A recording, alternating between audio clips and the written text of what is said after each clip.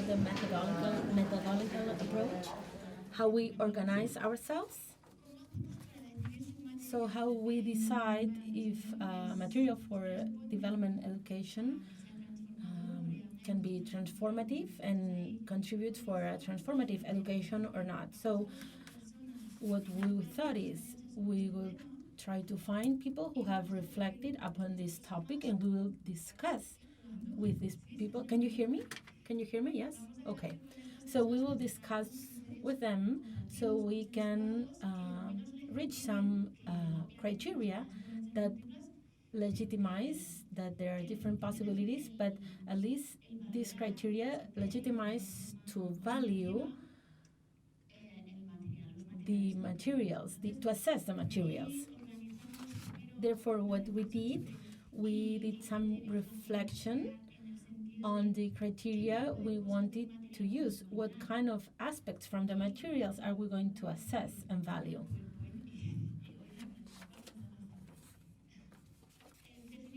So basically, we decided that we would define the criteria category. I will make a summary now. We had 6 workshops, not just randomly, but it's because there were 6 topics when we were talking, when preparing our guide for development education. And then, out of all the outcomes from the workshops, we reached some consensus of what had been shared. And afterwards, we decided how we were going to give this a visual concept. Okay, here what we see, what we assessed in the materials basically was the presentation and format of the material. Was it comfortable? Was it useful? So basically, we saw what was better, open formats, a more closed format, how easy it was to do a curricular adaptation, if it was flexible or not, how we could develop the use of support materials, the use of technologies. So basically, the more practical part, so to say. The second part was the didactic methodological approach. So we wanted to see if the activities were adapted to the recipients, whether it proposed, sorry, I cannot think of the word now, if it fostered significant learning or not, if it was relevant or not. We also wanted to see if it focused on didactic resources or if it was more open and it used many didactic tools, and we wanted to see if there was some connection with the environment. So those were the starting points. Finally, regarding purposes and contents, we looked at the topics of the materials, if they had a cross-cutting component, if they used a more complex insight or not, if the materials presented some elements that were presenting social change or not, and if there was advertising. So that was the first discussion we had. Afterwards, we developed all these points with every topic. As I said, we had 6 workshops. The topics we use are ones in the guide: peace, culture, environment, gender, interculturality, human rights, citizenry, and participation, and economic and social sustainability. We can go to the next slide. So what we did, we took a reference person who had reflected on the topic, and we gave this person freedom. We told them the people participating in the workshop had experience working on the topic, so they had to promote proposals for reflection. And every person that was basically the key person had the freedom to do basically whatever they decided to do, also sharing the ideas with the team.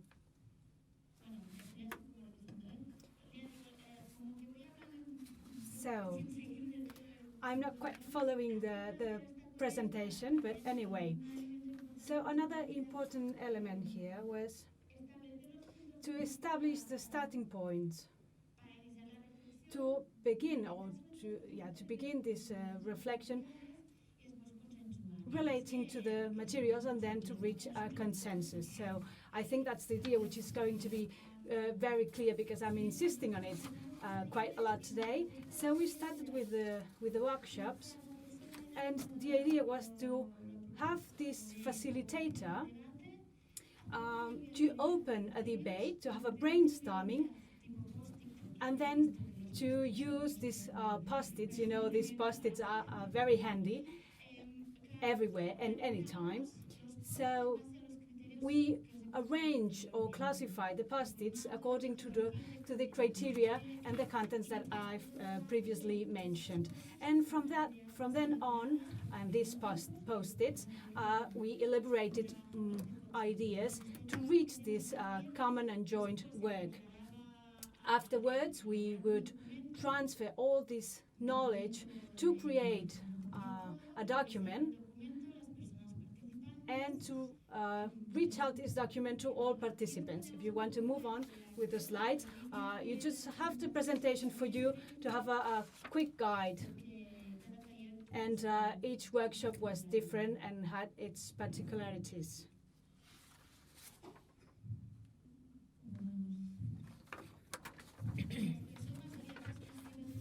Regarding the participants, some of them would participate in 2 or more workshops, others just in one. Depending on the topics they would usually work. There were some teachers, primary school teachers among us, and I think that all of them really contributed to a very rich debate.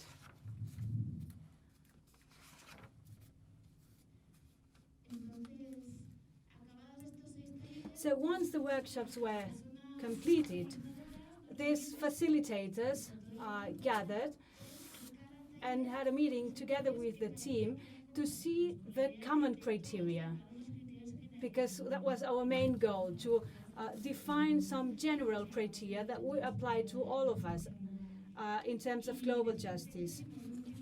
And finally, we held a final workshop to define the tool, this tool that would visualize all the work that had been done previously and gathering the results of each activity. So gathering this essence of each activity, but in a kind of summary way. So that will be more or less the methodological process that we followed. And my colleague is going to talk about the results.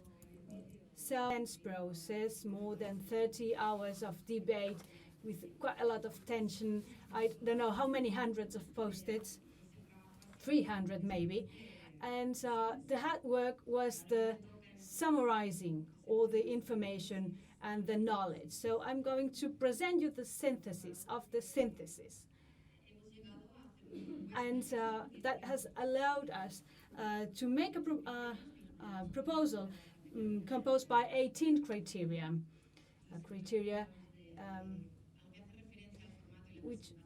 Regarding the format and the presentation of the materials, we have prioritizing these 6 criteria: positioning and clarity, creativity, open access and up-to-date, and consistency and adaptability. So when we talk about this area, we mean that these materials is adopting a positioning. You have to bear in mind the people you are teaching, also the structure of the materials, if this material is explicit in terms of goals and objectives, and if it allows a sequence or a learning sequence.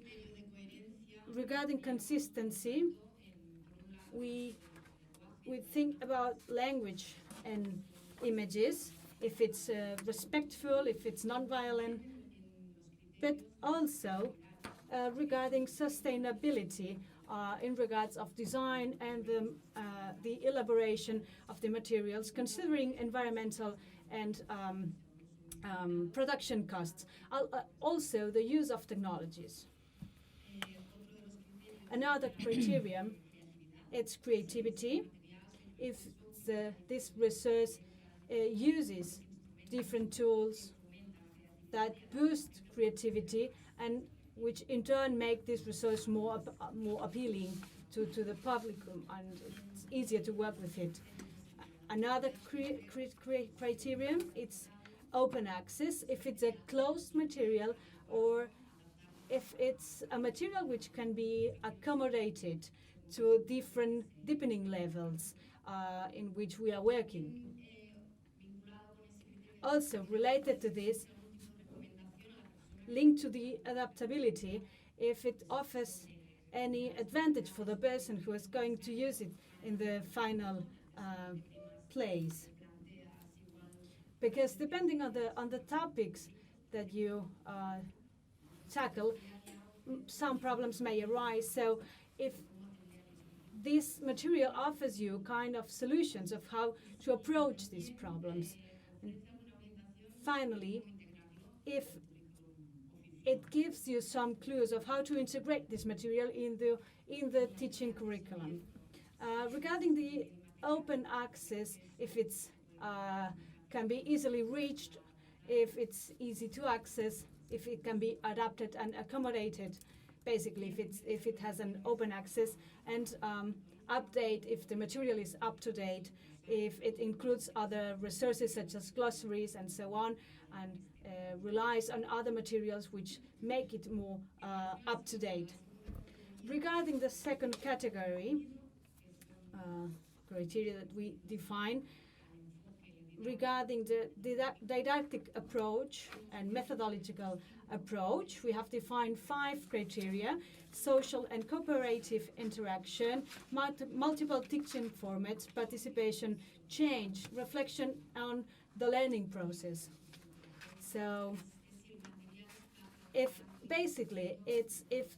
the material is offering some methodologies which are oriented or which aim to stimulate cooperation among the participants, if it offers different learning channels oriented to the different levels of one person, which not only goes to the rational level, but which is also focused on the manipulation, for instance.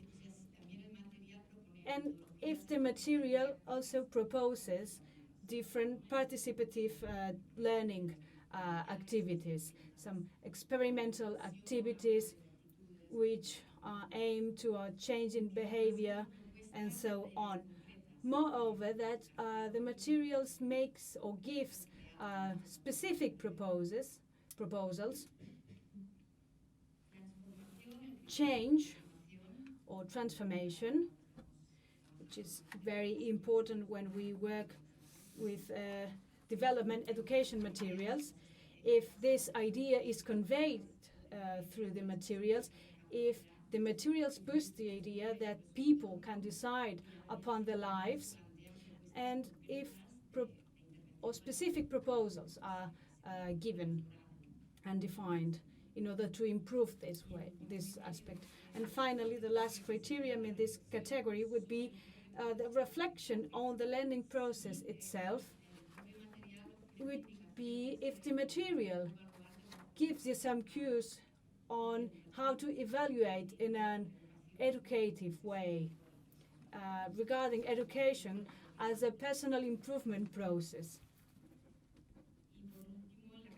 And finally, in the category or criteria category relating to the goals and contents that you want to work, the contents of the materials, we prioritize the empowerment, fairness and justice, utopy, interdependencies, diversities, conflict transformations, and complexity.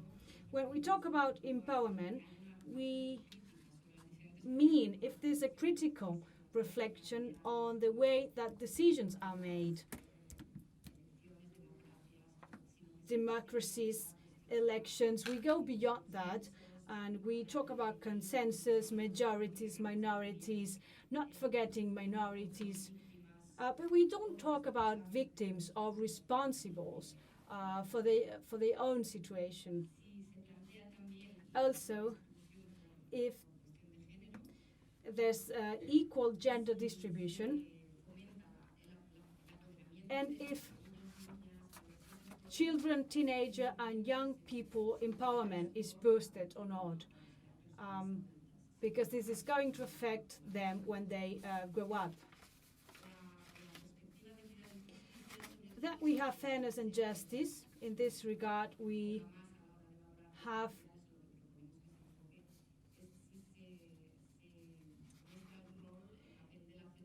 if the role of the citizenship is highlighted when fighting against any kind of injustice or inequality. So basically the role of the citizenship.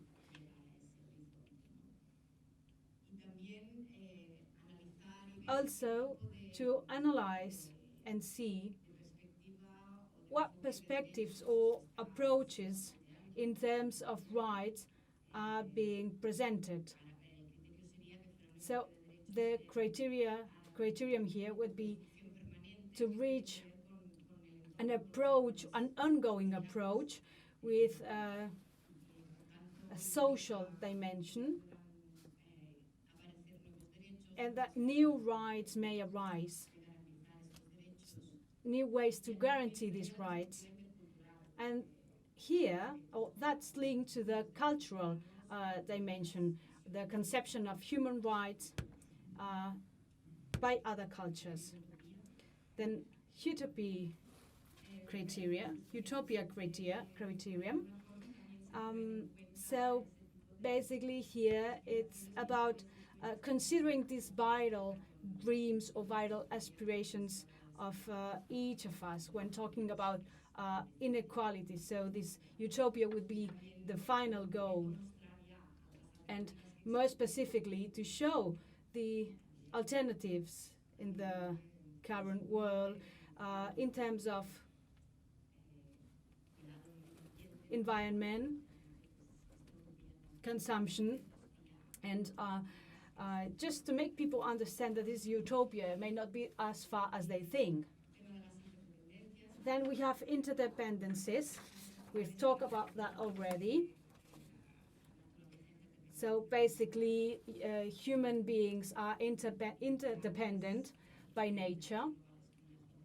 And to link these global and local needs, with this we try to promote this sense of responsibility and to take a step or to step up for the eradication of conflicts and to have a positive view of it and not catastrophic approach. In diversities, we consider if all kinds of diversities are taken into account, intercultural, intergender, interclass, and so on, and to allow for different voices to speak up and to see if these different visions are rather ethnocentric, androcentric, etc. Also, there's approximation to the otherness and from all the things that we have in common for the equality of rights and opportunities for all groups. Then we have conflicts transformation. That would include the materials relating to a positive peace concept, non-violence,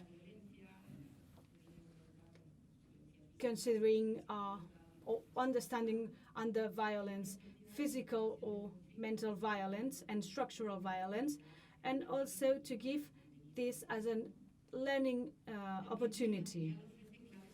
And also, if this material gives some keys to identify specific conflicts which may be relevant to the target group, and also to give some orientation, some information on how to tackle conflicts that may arise during the activity.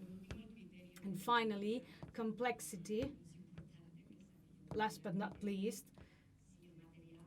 If this material or research works in a multidisciplinary or cross-cutting approach, if it offers a complex perspective of reality, if it takes into account all the current situation elements such as historical, political, social, cultural and components to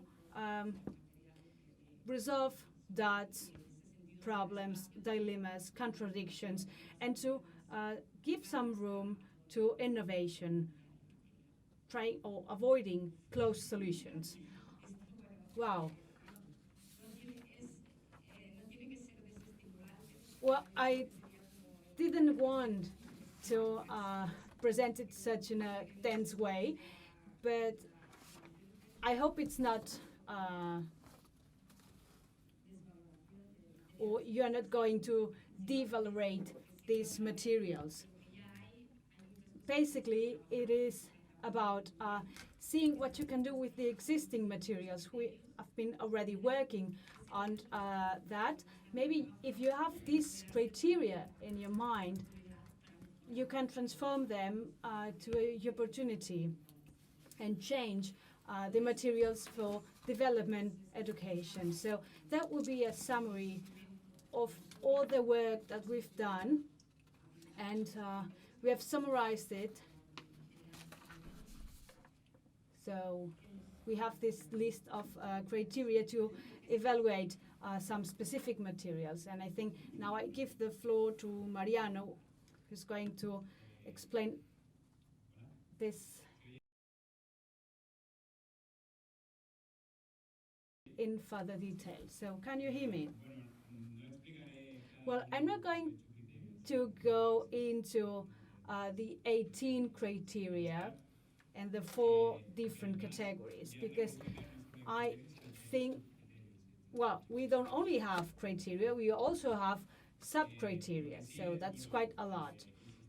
But again, I do insist in the last thing Clara was talking about, which is that in this project, the 3 institutions, we wanted to elaborate a tool, a reference material or criteria, not only for the work that we do at Edualter and develop resources to evaluate learning resources, but we also wanted to present this criteria as a motivation tool for when do we have to create new materials or design an action and so on. Maybe if we can bear this criteria in mind, it might help.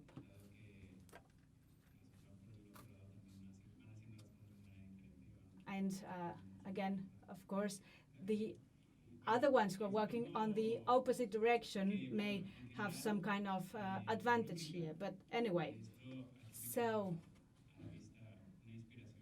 I can see here, well, some source of inspiration that we had some time ago, which is a tool for evaluating materials. So that was a source of inspiration for us.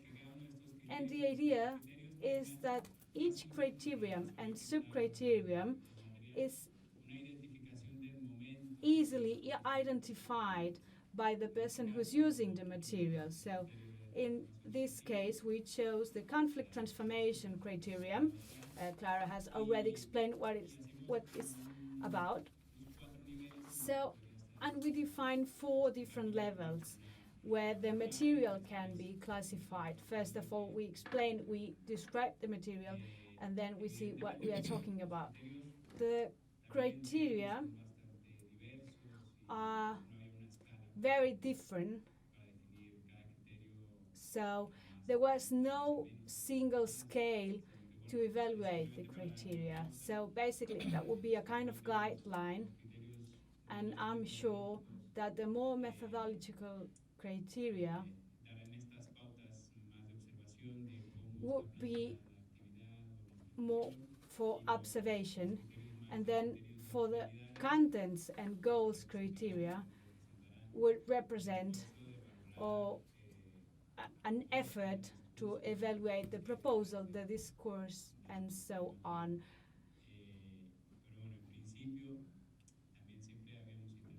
But that was our main goal, and we wanted it to make it applicable, and that this tool would be available just to give a signal uh, regarding the materials that we are working on currently. So the idea is to have this tool and locate each criteria, and afterwards, knowing where each criteria is, we can build a graphic. So when we become familiar with this, it will be easier, so that once we know it, we can say, well, these people have a methodological approach that is great. So that was our idea, to create this tool, making this effort. And here you have an example of a material that was evaluated, and we took it as a reference material. And I want to insist again on the fact that this is a process. It is true that we have defined the 18 criteria. Within these criteria, we have some sub-criteria. But it is true that in practice, in real world, when we apply these criteria, we will find also some contributions, some improvements within the tool, so that we can assess and evaluate. So the intention, the purpose of these sessions is to make you aware of this tool, so that you know the different criteria available, and also to be open to observations and contributions that can be made. I think we can probably, well, wait, there's something else. Also, as you saw on the video, this process was made within a framework of a project that had the support of the Barcelona City Council and the Catalan Cooperation Agency. But we didn't only work on the definition of criteria, we also worked on the improvement of the resource bank, so that it can be more interactive, and that people who use this resource bank and use materials and want to outreach them can use the resource bank. It's true that we are on a test period. It's not officially launched yet, but we have your email addresses, and you will be knowing from us soon from EduAlter. But well, basically this is what we are working on, the new resource bank. You will see there are different sections. It's actually along the lines of what the resource bank from EduAlter has been working in the past.